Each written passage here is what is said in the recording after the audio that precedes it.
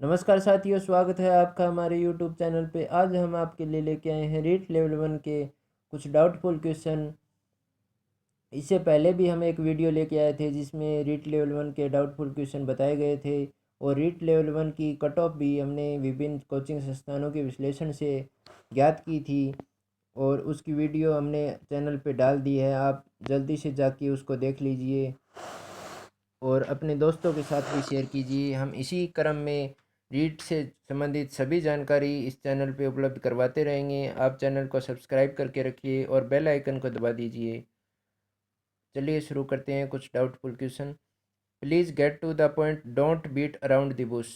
तो इसमें ये आइडियम दिया हुआ है, तो इसका आंसर पूछा गया था टॉक अबाउट इम्पोर्टेंट सब्जेक्ट। ये विभिन्न कोचिंग संस्थान ये भी आंसर बता रहे हैं avoid talking about what is important. और जैसे ही हम इसको गूगल पर सर्च करते हैं ये लिख के कि avoid talking what about what is important, तो ये आ जाता है कि don't beat around the bush. तो मुझे ये ज़्यादा आंसर ठीक मान रहा है। बाकी विभिन्न कोचिंग संस्थान ये से थिंग्स टू द पॉइंट भी बता रहे हैं, ये भी ठीक ठीक हो सकता है। दोनों में बोनस मिल सकता है। ये बोर्ड पे डिपेंड करता है कि वो इसका क्या करते हैं। अगले क्वेश्चन की तरफ चलते हैं। Speech must proceed. तो इसमें मुझे नहीं पता कि कोचिंग वाले ये क्यों बता रहे हैं रीडिंग और राइटिंग। मुझे सही आंसर इसका लिसनिंग और स्पीकिंग लग रहा है कि क्योंकि स्पीच अगर हम देते हैं तो वहाँ पे सुनना और बोलना दो ही काम हमको मस्ट आने चाहिए। रीडिंग और राइटिंग मुझे सही नहीं लग रहा, लेकिन कोचिंग संस्थान ये भी बता रहे हैं। बोर्ड पे डिपेंड करता है कि वो इसमें बोनस देता है या पर्सन को डिलीट करता है। अगले क्वेश्चन की तरफ चलते हैं। Which one of the following method is useful at the lower secondary stage. Lower secondary stage में कौन सा मेथड यूजफुल होता है? तो इसमें विभिन्न कोचिंग संस्थान चारों ही आंसर बता रहे हैं। मैंने जहाँ तक इसका पता लगाया है, इसमें बाइलिंगुअल मेथड ज़्यादा सही लग रहा है। कुछ जो सर हैं वो ये भी बता रहे हैं ऑडियो लिंगुअल मेथड आएगा। बाकी बोर्ड पे डिपेंड करता है कि वो इसका आंसर क्या मानते हैं। आप कमेंट कीजिए कि आपने कौन सा आंसर किया है। चलिए नेक्स्ट की तरफ चलते हैं। Keeping library in digital form, digital book record, digital library. तो इसमें लगभग डिजिटल लाइब्रेरी इसका आंसर होगा, लेकिन एक दो जो कोचिंग संस्थान है वो इसका डिजिटल बुक रिकॉर्ड भी बता रहे हैं, क्योंकि बुक रिकॉर्ड को डिजिटल रूप में रखना ही डिजिटल लाइब्रेरी होता है। और डिजिटल लाइब्रेरी आंसर भी दे रखा है, तो पता नहीं इसका आंसर बोर्ड क्या मानता है। इसे डाउटफुल में रखा गया है अभी के लिए।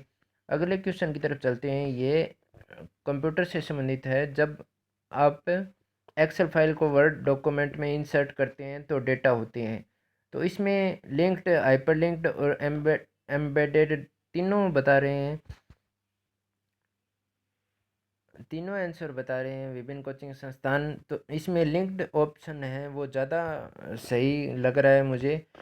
बाकी आप कमेंट करके बताइए कि आपने इसमें से कौन सा किया है। अगले क्वेश्चन की तरफ चलते हैं। वाचन की विश्लेषणात्मक विधि में निम्नलिखित में से कौन सा विधि असंगत है? तो इसमें वाक्य विधि, कहानी विधि, ध्वनि साम्य विधि, देखो और बोलो विधि। तो इसमें ध्वनि साम्य विधि और देखो और बोलो विधि बिल्कुल नहीं होगा। वाक्य विधि और कहानी विधि जब हम सर्च किया, हमने ये तीनों विधि सर्च कर करके देखी, तो इसमें बहुत सारे डाउट जो सामने आए। इसमें वाक्य और कहानी दोनों बता रहे हैं, तो बोर्ड पे डिपेंड करता है कि वो इसका क्या मानते हैं। अगले क्वेश्चन की तरफ चलते हैं। तो इसमें मानक वाला जो क्वेश्चन है समेटिव और फॉर्मेटिव मेथड, तो इसमें दो आंसर मुझे सही लग रहे हैं। बाकी बोर्ड पे डिपेंड करता है कि वो कौन सा आंसर सही मानते हैं। अगले क्वेश्चन की तरफ चलते हैं कि विद्यालय पाठ्यक्रम के विषयों के शिक्षण एवं अधिगम में खोज उपागम के उपयोग को लोकप्रिय बनाने का श्रेय किसको जाता है?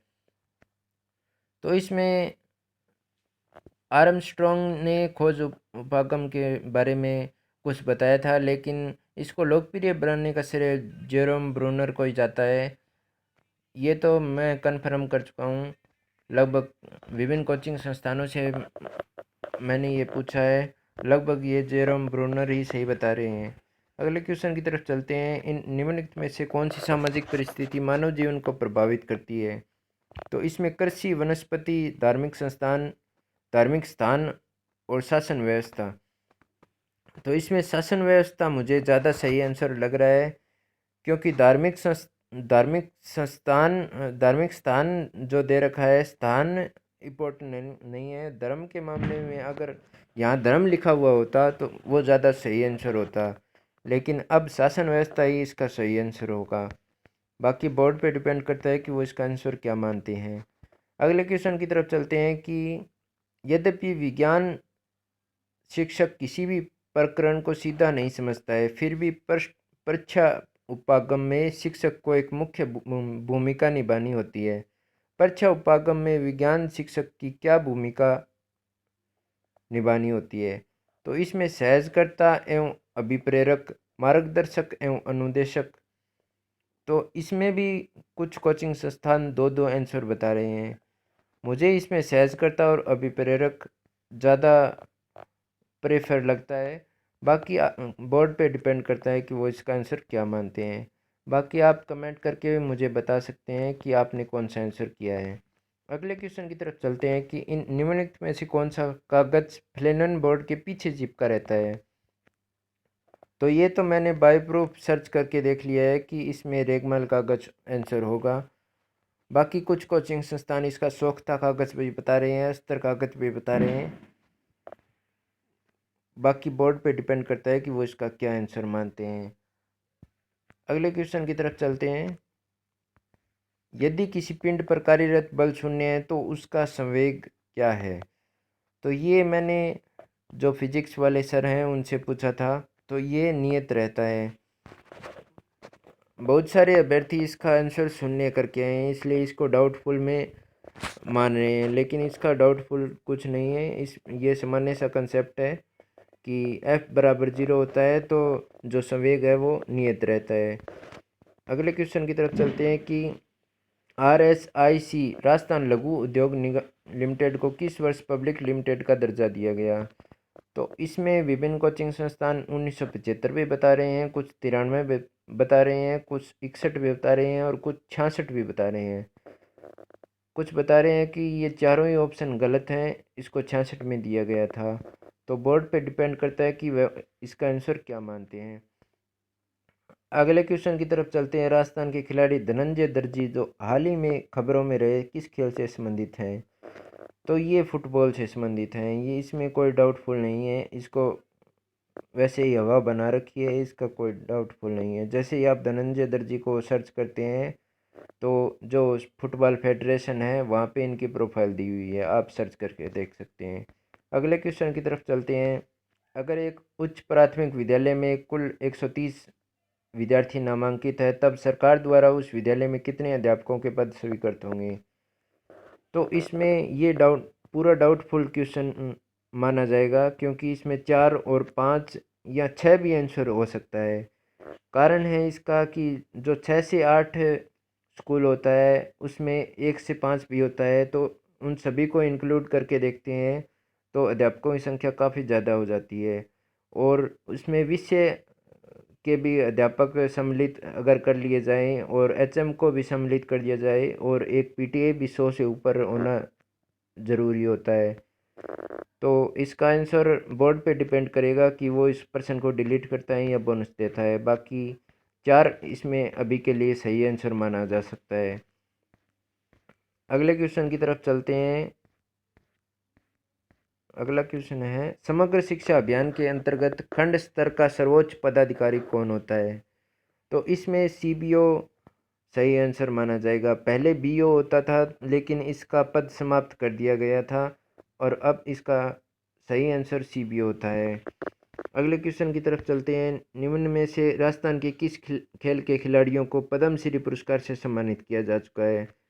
तो ये क्वेश्चन लगभग जो आंसर दे रखा है, सभी खिलाड़ियों को निशानेबाजी में पद्मश्री मिल चुका है, नौकायन में भी मिल चुका है, तीरंदाजी में मिल चुका है, एथलेटिक्स में भी मिल चुका है। और इंग्लिश में इसका जब हम देखते हैं तो इसमें most player from the they रखा है और हिंदी में इसका अलग दे रखा है। तो आप इसको बोनस वाला क्वेश्चन बिल्कुल मान सकते हैं। बाकी बोर्ड पे डिपेंड करता है कि वो इसका आंसर क्या बताते हैं। निशानेबाजी लगभग सभी अभ्यर्थियों ने निशानेबाजी किया होगा, लेकिन जब हम इसको गिनते हैं करंट के हिसाब से इसका निशानेबाजी आंसर होगा। लेकिन पूरे खिलाड़ियों को अगर हम गिने तो एथलेटिक्स में पद्मश्री पुरस्कार पाने वाले खिलाड़ी ज़्यादा हैं। अगले क्वेश्चन की तरफ चलते हैं।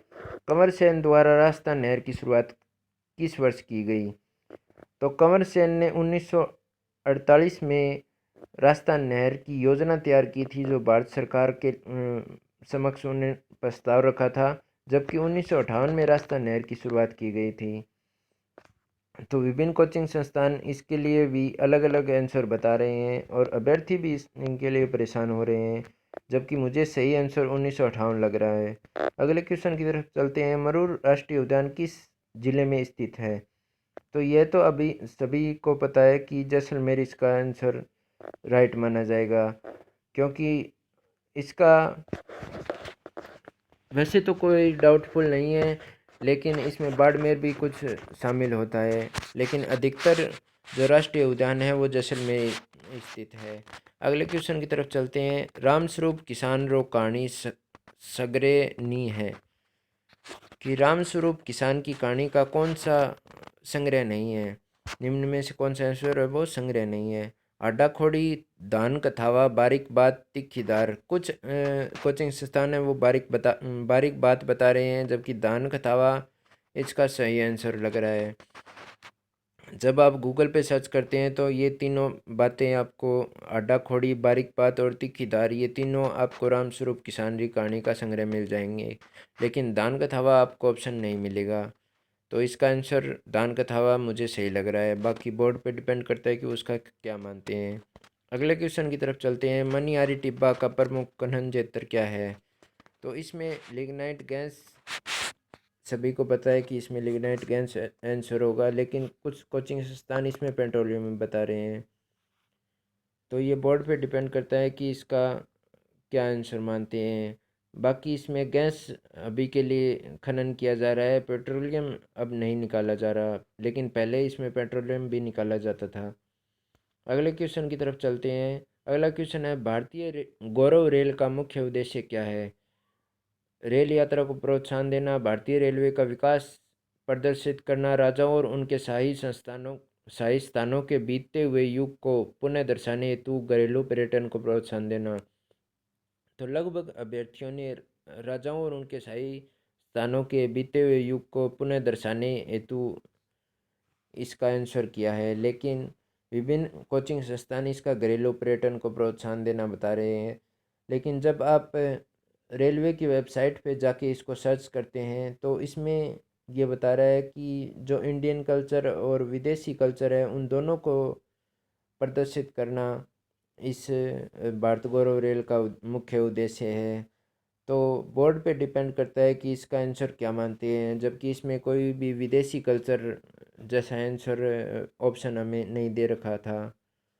तो इसी के क्रम में दोस्तों आज हमने आपको 22 क्वेश्चन बताए हैं। आपने इसमें से कौन कौन से आंसर किए हैं आप कमेंट कीजिए, और ज़्यादा से ज़्यादा वीडियो को शेयर कीजिए और चैनल को सब्सक्राइब कीजिए। धन्यवाद।